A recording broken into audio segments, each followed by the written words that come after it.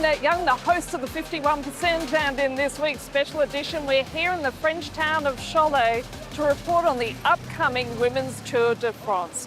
After a 30-year absence, its organisers are hoping that this prestigious event means that professional women's cycling can finally move up a gear. In training for the big race, women cyclists from all over France took part in the French Cycling Championships here in Cholet. It's been a long time since the women's peloton was included as part of the official Tour de France. Not surprisingly, there's much excitement among professional and amateur cyclists.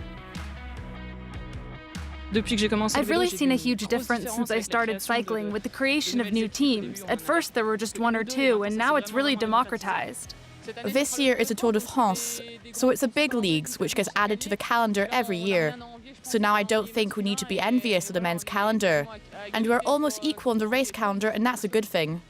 I think the fact that there are races like Paris-Roubaix and the Tour de France coming up is because there's more media attention being paid to women's cycling. This generates more sponsors and more money. And what would you say to a little girl who wants to become a professional cyclist? I would just say to her that it's possible. Finally, it's really possible. Because when I started, I was never thinking I'm going to be professional cyclist or even national champion. So right now, they can really think about it, they can really do it. So just go and believe in yourself and, yeah, believe you can be a champion. 22 teams will be competing in the Women's Tour de France, which kicks off on July 24th from the Eiffel Tower. After a 1,000-kilometre ride across northeastern France, the race will finish on July 31st. Our reporters went to meet a new French team who are determined to win the yellow jersey. Their bikes are out and their kit is on. The Cofidis women's team is getting ready for one last test run after 5 days of riding on the Tour de France routes before the Grand Départ. Okay, so girls, today, last stage of Tour de France. We are starting in Luxeuil, so kilometer 21 of the race. Enjoy the climb, enjoy the landscape, because on the day of the race you won't be able to. The international cyclists are enjoying a moment of calm for now. The team, made up of different profiles and ages, was formed in 2021. Now they're training for the Women's Tour de France, a sporting opportunity of a lifetime. So you are now kilometer 25 of the stage, and the first climb is in 26 k's. It's a mythical stage and the last in the race. This is the first Women's Tour de France. Training on site is important for strategy and to be well positioned. Being up there with the best in the general classification is what pushes these riders to climb these summits time and time again, to steal a precious few seconds. Ça va, ça a été? Allez, depuis une montée. Every time I do the climb, it feels better because then I know what's coming up, you know, and so I'm happy to road up today, and I felt good. Clara Koppenberg, the team's climber, has her eyes set on winning a stage, perhaps even here on the summit of La Super Planche de Bellefille in eastern France. The mountain's peak is 1,148 metres high, with a final stretch which rockets up to an elevation of 24%. The Tour has seen many dramatic moments here over the last decade, and this year's women's competition promises to be no different. Done. Oh my God. How was it? Pretty nice. The last part is really hard with the gravel because the gravel is super hard to ride. The training may be difficult, but the team is now one step closer towards making their dreams come true. A long time, many people have said to me, why don't you have a Women's Tour de France? And they're really in shock and they're surprised when we say we don't have a Women's Tour de France. So finally this year to put the women in the Tour de France, one of the most beautiful sporting spectacles and one of the greatest, largest sporting spectacles in the world. It's a pretty special moment. Whether or not the Cofidis riders get their hands on a jersey, taking part in cycling's most famous race is the pinnacle of their careers, and one they hope all female riders will have a chance to experience.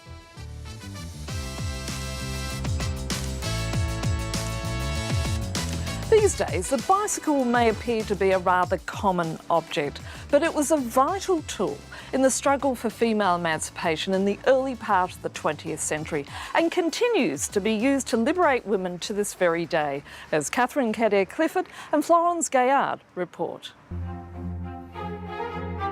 The turn of the 20th century was a golden age for the bicycle, especially in cities. Upper-class women tried it out for fun and then used it to stray further from the home. To facilitate pedalling, skirts got shorter and corsets were cast aside. The novel sight of women in bloomers astride a saddle was met with major disapproval. At first, the bike was portrayed as being harmful to women's fertility. Then it was frowned upon for providing too much fun. The bicycle put wheels on the suffragette movement, allowing the women to spread their campaign. Meanwhile, at the turn of the century in France, laws were passed allowing women to wear trousers, but only on a bike. The bicycle hasn't stopped pushing boundaries today. In Saudi Arabia, women were granted this right in 2013, 5 years before they were able to drive. But to hop on their saddle, they must be accompanied by a male relative. The country held its first ever women's cycle race in 2018. The sport had seen a recent boom in Afghanistan. The country presented a women's cycling team in the 2021 Olympics. But most of these women have now fled the country after the Taliban took control last August. Here in Rwanda, as in many rural zones across Africa, a bike means serious empowerment for women and girls, making long journeys to school, work and healthcare manageable. But does the return of the Women's Tour de France go far enough in addressing inequality in the sport itself? A cycling champion and nowadays a TV pundit, Marion Rousse is the event's director. As a former female professional cyclist, you must be totally thrilled about the upcoming Women's Tour de France because this is an opportunity for the female peloton to take part in a truly prestigious event. There are no words to describe the impact of having the Women's Tour de France. Whether it's the Tour de France for men or women, it has an impact which goes beyond the boundaries of sport. It will be broadcast in over 190 countries in the world, with 2.5 hours live each day. It's exceptional. We haven't seen this for women's cycling. It's been 30 years since the last race. Why has it taken such a long time to come back? It's taken too long, like you said. I've said it before as well, and it's true. I was a professional cyclist, and I never got the chance to do a Tour de France. Now the anomaly has been fixed, but it took a lot for women cycling to get this far. For instance, there was a minimum salary established by the International Union of Cyclists, and more men's teams started to create female teams at a professional level. Everything really came together to get to this point. And now we have a real gem on our hands, and it's up to us to take care of it. Now, the men's race lasts for 3 weeks, but the women's race only lasts for 8 days. Why is that the case? Because we shouldn't go too fast. Our goal is to still be here in 100 years' time. Female competitors are capable of doing a 3-week race. But even if women's cycling has evolved a lot, we don't have the same infrastructure as the men's. Whereas the men's, well, they have 30 guys employed, and you can go on many races and do different routes. For us, if we take a 3-week route, the 10 women who are paid to take part in it wouldn't be able to participate in other races. We don't want to kill other races. We want to be here in the long term, but we aren't closing the door to becoming bigger and expanding our event in the next few years. It does seem, though, that women's cycling is at a critical stage of development, but some argue that this race is a token gesture, that it doesn't go far enough to promote equality within the sport. What would you say to your critics? There was the Tour of Qatar for women cyclists. The Flèche Wallonne has been around for many years. The Liège-Bastogne-Liège made a comeback. There's a Paris-Roubaix race, which was also created for women. So it's continually happening. We aren't here to create an event just because we were asked to.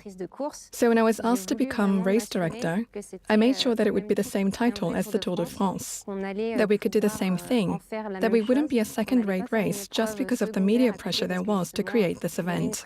I can tell you that Christian Prudhomme is as invested in the men's Tour de France as he is in the women's. And we are all working hand in hand to make it a real Tour de France, whether it's for the men's race, which is like our big brother, or the women's race, which will become the fourth week of the Tour. And that's why I accepted, and I'm 100% sure of the project.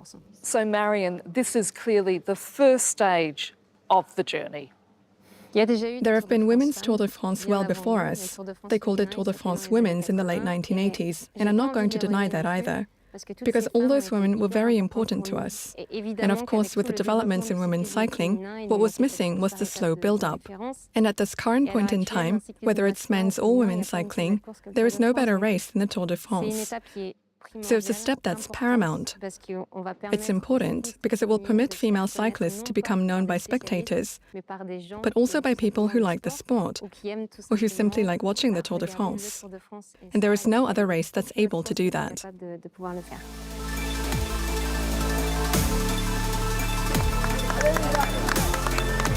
that's it for this special edition. So until our next show, bye for now.